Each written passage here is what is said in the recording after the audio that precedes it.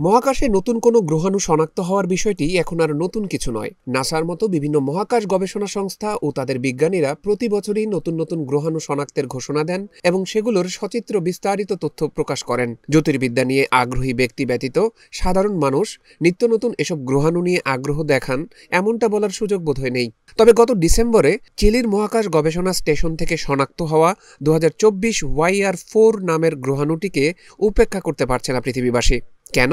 চলুন জেনে নেওয়া যাক। প্রথমত, 2024 YR4 নামের গ্রহাণুটির পৃথিবীর সাথে সংঘর্ষের সম্ভাবনা রয়েছে।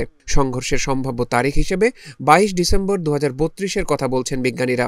দ্বিতীয়ত, গ্রহাণুটি পৃথিবীতে আঘাত করলে ব্যাপক ক্ষয়ক্ষতির সম্মুখীন হতে পারে পৃথিবীবাসী, কেননা প্রথমে গ্রহাণুটিকে ছোট মনে হলেও পরবর্তীতে এটি আকারে দ্বিগুণ হয়ে ধরা দেয় বিজ্ঞানীদের চোখে।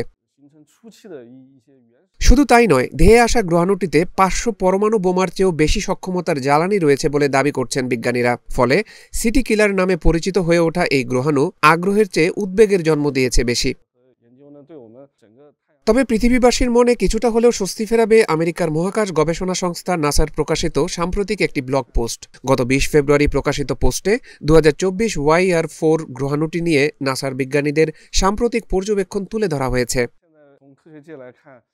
নাসার বিজ্ঞানীদের সাম্প্রতিক পর্যবেক্ষণ বলছে, গ্রহাণুটির পৃথিবীতে আশ্রে পড়ার সম্ভাবনা এখন 0.28%, অর্থাৎ সম্ভাবনাটা এখন প্রায় শূন্যের কোঠায়। অথচ এক সপ্তাহ আগেও পৃথিবীর সাথে গ্রহাণুটির সংঘর্ষের সম্ভাবনা ছিল 3.1%, যে কারণে একে এযাবৎকালের সবচেয়ে ঝুঁকিপূর্ণ গ্রহাণু হিসেবেও গণ্য করেছেন বিজ্ঞানীরা।